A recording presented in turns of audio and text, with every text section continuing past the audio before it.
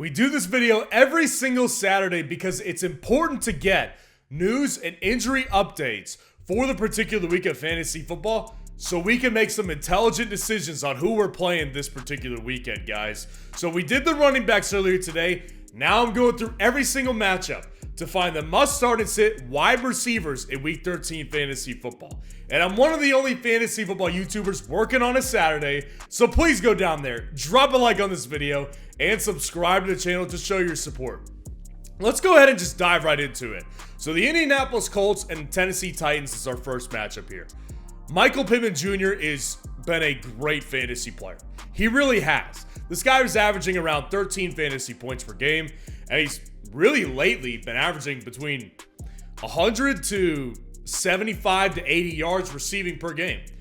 This is a really good player this year, and they're using him exactly how he should have been used for years past. This guy is getting hyper-targeted. He's been consistent with his work. I do think a lot of it has to do with the contract year being why he's been so good, but in a divisional matchup against the Titans, which is a bad secondary, I'm playing Michael Pittman Jr. in most cases.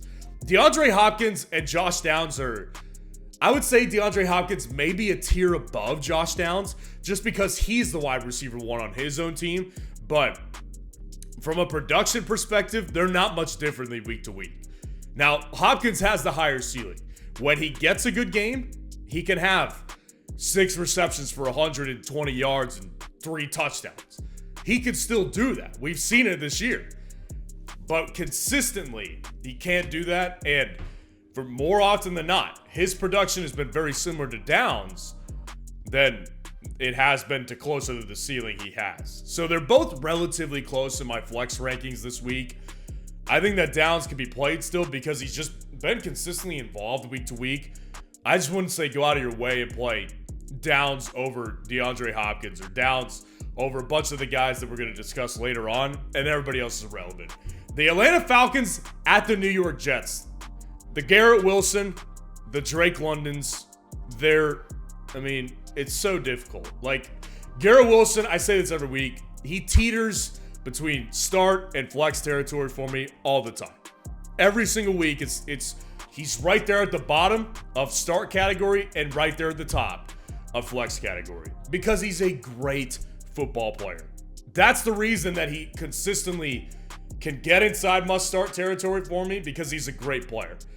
But he's got a bad quarterback situation. It's just the problem. It's just a problem that it's going to continue to persist. So I would say that I would start him over Drake London this week because of the fact that Drake London just hasn't shown the ceiling.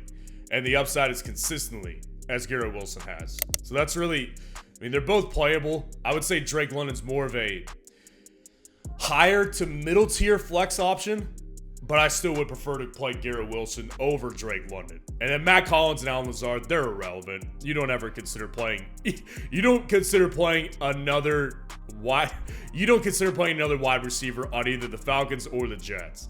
The Detroit Lions at the New Orleans Saints here. And obviously, Amon-Ra St. Brown's a start. That's no question. Let's move on. Tremendous target share, yada, yada, yada. Chris Olave, if he plays, you play him. That's just the reality. And it looks like he is going to play because he did log a full practice on Friday. Now, he's still, from what I last saw, technically in the concussion protocol as of the time of this recording. But if he practiced in full on Friday, I can't see him not playing actually this particular week. So I would play Chris Olave even if he's 90 to 85%. I'd play Chris Olave for sure. And then this is an interesting one. Jamison Williams and A.T. Perry, I think, are both lower tier flex options, but they're both deep, dark shots in the flex territory. Jamison Williams is your typical boom or bust. Either gets a 50-yard touchdown bomb or he busts. Like, that's Jamison Williams so far. What I have been encouraged about reading this week is that Detroit Lions offensive coordinator, Ben Johnson, has been discussing how Jamison Williams is in line to get more work this week and the following weeks because he likes what he's seen from him lately. So, can Jamison Williams see 7 targets this week? I don't think it's out of the question this week. And if that happens, I do think that this is a legit flex play that could be possibly middle tier at the end of the day, But as of right now, I would say he's a lower tier flex option because of the upside that he might present. And then A.T. Perry, I feel very similar about. I discussed A.T. Perry on my must start and sit video last week because I wanted to get my audience familiar with who he was. It's a 6th round rookie out of Wake Forest. Not many people know who he is. So if you don't know who he is, let me tell you. A.T. Perry is a 6th round rookie wide receiver out of Wake Forest, and New Orleans actually traded up to get this guy. Now, I scouted him in my 2023 Dynasty Rookie Draft Guide, and he was one of my favorite sleeper picks. This guy is 6'3", about 200 pounds, and he is a very, very crisp, sharp route runner for his size. You don't see that usually. And with Rashid Shaheed and Michael Thomas out, and possibly a limited Chris Olave, I think A.T. Perry has a legit chance to get 6 or 7, maybe 8 targets this particular week, because when he has been targeted, he's actually done very well this season and the preseason with the limited volume that he's gotten. Not a must start, not by any stretch, but a flex play. I think that he has some merit here if you want to take a very deep shot because of injuries or bye weeks. Josh Reynolds, no go. His target share has gone down with Jameson Williams back in the fold. Michael Thomas is obviously on the IR. You can drop him at this point if you haven't already. And Rashid Shaheed is out this week. Denver Broncos at the Houston Texans. Nico Collins is this week actually above Tank Dell for me right now because he is not heading into the game questionable. He may be the only fully healthy wide receiver they've got. Tank Dell is questionable heading into this game. Now, from what I've seen, it looks like he's going to play. But a hobbled Tank Dell versus a fully healthy Nico Collins, the gap isn't super wide as it is. So if that's the case, I would rather have Tank Dell or Nico Collins this week. But either way, if Tank Dell plays, you're going to play Tank Dell because of this offense that he's on. The quarterback he plays with, the chemistry he has with CJ Stroud. You play Tank Dell and you play Nico Collins this week. Courtland Sutton is a high-end flex option because of the fact he's a touchdown threat. Now, last week he didn't get in, and that's going to happen sometimes. But for the most part, I've discussed this very, very frequently over the past several weeks.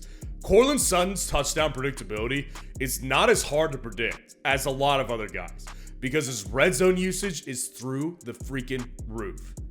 Wouldn't surprise me if he gets another touchdown this week at all in the slightest. And then Noah Brown, questionable in this game. I'll tell you what, if Tank Dell doesn't play and Noah Brown does, he moves into must-start territory. Noah Brown has done very good work whenever it's just him and one other guy. It's hard to tell what he'll do with both Nico and Tank Dell there. We may not see that this week. So keep an eye on this Noah Brown, Tank Dell situation. I think that even if all three of them play, I could see Noah Brown being a viable flex option this week. I'd play him over Jerry Jeudy, that's for sure. Jerry Jeudy's been injured this week as well. Looks like he'll be good to go. But either way, Jerry Jeudy's just, like, the upside just is never there, ever. And at best, you're getting, like, 12 to 13 fantasy points. And for the most part, your floor is about 2 to 3 fantasy points. Just stay away from him. Los Angeles Chargers at the New England Patriots. Now, Keenan Allen is, and always will be, a must-start this season. That's just the reality. I have discussed this on several occasions this week, though. Justin Herbert is 0-2 against the Patriots. He's actually been awful when he's played the Patriots in his career. Bill Belichick knows how to play this guy. He didn't just forget all of a sudden. I'm not saying that the Chargers are going to lose this game. But another thing that Belichick does very well is he takes away your number one option. He's done that this season still. I think that they're going to be fully planning to take out Keenan Allen in the game. I'm not saying they're going to be successful at it. I'm just saying there's a chance that we could see, on average, he's past several games, over 100 yards, 10 receptions at the very least, right? It wouldn't surprise me if we see a 5-catch for 40 to 50-yard game. It would not surprise me. But either way, target share, best weapon in the offense, Keenan Allen's a must-start. Jalen Guyton, I think, is flexible this week. I'm not usually a big Jalen Guyton guy. I don't think his upside is really there. But with Quentin Johnston potentially being out for this game, he's questionable heading into this game. I think Jalen Guyton has a legit chance to get 6 or 7 opportunities, especially if they take Keenan Allen out of the game for the most part. I think Jalen Guyton does have some legitimate upside this week, and I would consider him a middle-tier flex option this week. And then Demario Douglas is the only Patriots wide receiver that you can play, and he's out this week. So you don't play a Patriots wide receiver. I don't care if their other options are going to get more targets this week. I can't endorse my audience playing a Patriots wide receiver. Just not going to happen. Quentin Johnston, I mean, it's been, I want to say disappointing, but I expected this from him this year. He's just not a great player, guys. Quentin Johnston, I can't endorse. Arizona Cardinals at the Pittsburgh Steelers, and I got to tell you, nobody's a must-start in here, and it gets messy. Marquise Hollywood Brown would have been a must-start if he wasn't looking like he's going to miss this game. It looks like he will. Marquise Brown might very well miss this game. He was downgraded to a did not practice on Friday, so not a good sign whatsoever. If he plays, you play him because he's their best weapon in the wide receiver core. But if he doesn't play, Rondale Moore there at the bottom, I think he's a legit option because they also don't have Michael Wilson. So Rondale Moore, either way, I think is a legit flex option this week. Could end up seeing 6 to 7 targets. Now, he's more of a gadget player as it is, but if all those guys are out, I would definitely see Rondale Moore as the wide receiver 1. So Rondale Moore, regardless of if Hollywood Brown plays or not, I think is a legit flex option. But if Hollywood doesn't play, I would move Rondale Moore up above George Pickens and Deontay Johnson. And I prefer George Pickens over Deontay this week because I don't know if you watched the Steelers versus Bengals game last week, but Deontay Johnson was displaying awful effort on several occasions last week. That did not sit well with Mike Tomlin. I'm not saying Deontay's getting benched this week. That's not what I'm saying. But Pickens has been very close and, in fact, better in certain games over the past several weeks than Deontay Johnson. It's kind of the ebb and flow of this wide receiver core. Sometimes you're going to go through stretches where Pickens has better games, and sometimes, more often than not, you're going to go through stretches where Deontay Johnson has the better game. I think this week we could see a Pickens game. And then obviously you can't play Michael Wilson because, as I said, he's out. Miami Dolphins at the Washington Commanders here. You want the both Dolphins options. I mean, Tyreek Hill is the Christian McCaffrey of the wide receiver group. Let's move on. You never sit Tyreek Hill, and Jalen Waddle maintains must-start ability. Jalen Waddle to me is like, I've had concerns with him over the weeks. He largely squelched those concerns last week. Against the Commanders, the matchup is there. I'm playing Jalen Waddle, and I endorse my audience to play him as well. And then, as I've discussed several times this week, I think this matchup has legit chance to be a decent scoring matchup. I honestly think it could be a shootout. So I would play Terry McLaurin and Jahan Dotson in the chance that it is. Now, both of those guys are pretty high risk because I wouldn't say Terry McLaurin's a high risk. He just hasn't shown much of a ceiling this year. Jahan Dotson has shown a ceiling. He's shown a 25-point ceiling. But he's a high-risk player. With the matchup, I think that there's potential that they both could have relevant games. So I would say that they're both middle-tier to upper-tier flex options this week. Would I play them both above guys like Jamison Williams and A.T. Perry? Yes, I would. Would I play them both over Marquise Brown? If he plays, I would not. Would I play them over Jalen Guyton? I would. So it's going to be interesting, and I'm expecting some questions on this one. So I would like to answer them, but I think they're both legitimate flex options this week, and then everybody else is a no-go. The Carolina Panthers at the Tampa Bay Buccaneers. Mike Evans, 100%er. He's a 100%er, man. I've been gushing about Mike Evans this season because I've been so impressed with him. With Baker Mayfield, the dude finds the end zone still. He still is going to get 1,000 yards again. This guy is just a simply very good player in a great matchup. No questions here with Mike Evans this week. Adam Thielen, I know for a fact I'm going to get some pushback because of the performance that he just had last week. He gave you basically a goose egg. It was even more of a slap in the face than a goose egg was because he got one reception for 2 yards. That's like almost the equivalent of a goose egg. So Adam Thielen, I get it. Like, we're going to have some issues here. I've discussed this over the week. Look at coaches who have gotten fired this year and how their teams have performed the week after they were fired. Josh McDaniels for the Las Vegas Raiders, They came out swinging the next week. Matt Canada, offensive coordinator of the Steelers. Last week, the Steelers had over 400 yards for the first time in like 2 seasons. Does it happen again with Carolina with no more Frank Reich? I'm not convinced of it. I don't know if they hated the guy. I haven't read anything like that they hated him. I think there's a chance, though. And if that's the case, I think Adam Thielen could be in line for a rebound game in a big way. And then Chris Godwin is always a low-ceiling guy. If he plays, you can play him. But he's also injured this week as well. So I would say that he's a lower-tier flex option in the same tier as DJ Chark. DJ Chark is simply again, narrative with the Carolina Panthers potentially showing more effort type of deal. Also with the fact that he is capable of getting a big play every now and then. And then either one of the other Carolina Panthers receivers, just no. Don't do it to yourself. The San Francisco 49ers at the Philadelphia Eagles, the next matchup. You want every one of these options. A.J. Brown, Brandon Ayuk, Devonta Smith, Deebo Samuel. You play them all. You play them all. The matchup is just too high upside for you to sit any of them. A.J. Brown, I know it's been a little disappointing. You play the guy. He's been too great for the majority of the season for you to sit. Devonta Smith, on the hot streak, you play him in a great matchup. Brandon Ayuk, hot streak, you play him in a great matchup. And Deebo Samuel, there's a little bit of a revenge narrative here for Deebo Samuel because he's getting attacked by James Bradbury and all the rest of them. He's a marked man heading into Philadelphia this week, and he seems like he likes it. But either way, you play all of these guys because they're all relevant week to week, and the matchup upside is stupid high this particular week. And everybody else is relevant, but those are the 4 guys that you need anyways right there. The Cleveland Browns at the Los Angeles Rams. Puka's right on the edge of start versus flex territory. Right on the edge.